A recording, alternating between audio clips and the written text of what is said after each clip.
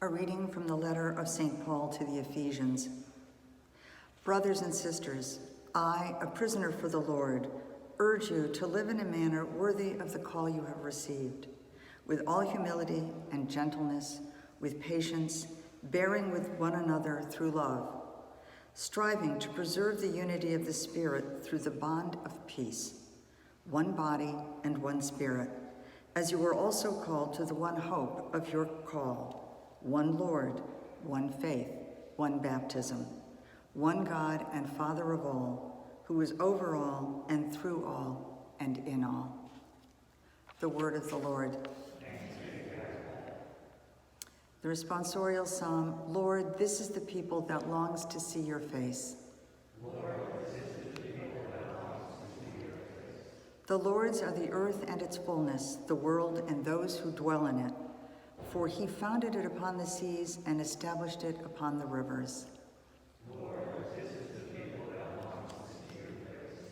Who can ascend the mountain of the Lord, or who may stand in his holy place?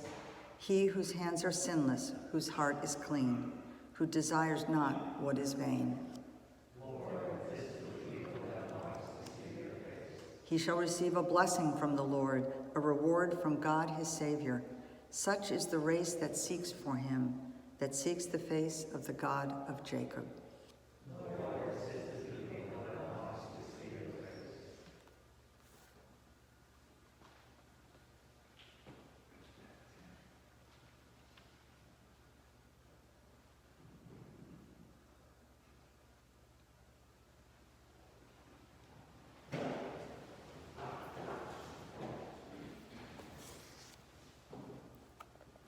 The Lord be with you. And with your spirit. A reading from the Holy Gospel according to Luke. Glory to you, Lord. Jesus said to the crowds, "When you see a cloud rising in the west, you say immediately that it is going to rain, and so it does. And when you notice that the wind is blowing from the south, you say that it is going to be hot, and so it is. You hypocrites! You know how to interpret the appearance of the earth and the sky. Why do you not know how to interpret the present time? Why do you not judge for yourselves what is right? If you are to go with your opponent before a magistrate, make an effort to settle the matter on the way. Otherwise, your opponent will turn you over to the judge, and the judge hand you over to the constable, and the constable throw you into prison. I say to you, you will not be released until you have paid the last penny." The Gospel of the Lord. Praise to you, Lord Jesus Christ.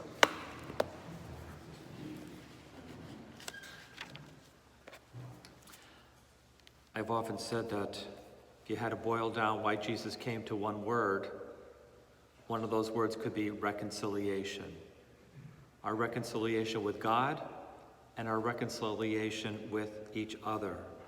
It's a major theme of Jesus all the way through the scriptures, the New Testament.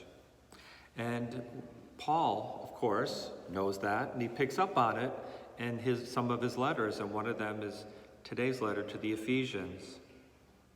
And he says, once again, I urge you to live in a manner worthy of your call, the call that you've received, with all humility, gentleness, and patience, bearing with one another with love, striving to preserve the unity of the Spirit through the bond of peace.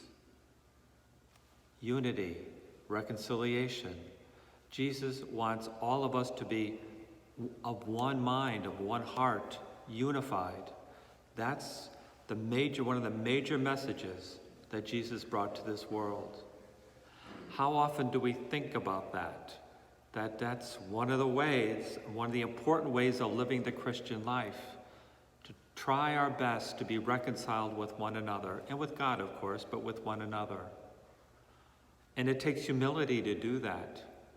It takes courage to do that sometimes, when we're in opposition to someone or some group. And it takes us to take a step back put ourselves in their shoes, try at least to know what they're thinking, what they're feeling, how do they become who they are, and how do we become who we are. We're all different. We're all different. I think that was a big part of his plan. We're all different. And so he says, well, would you love that person? You know, that's different. And would you love that person? It's all about love and reconciliation. I think that's one of the reasons we're so different. Will you do it? Will you be unified? Will you love? Will you bring each other together? Will you have humility? I always say that if two people are in opposition, they may very well stay that way unless one person takes a step toward them. Edward Kennedy said something like, it takes two people to bring unity, but only one person to take the first step. Only one person to take the first step. That's what's necessary in a lot of conflict in our world and in our lives. Someone to take the first step in humility, not with pride, but humility. So today, let's think about our relationships. Is it our turn? Should you, take the first step in bringing unity out of our own humility to a relationship we have in our lives? Something the scriptures ask us to look at this very day.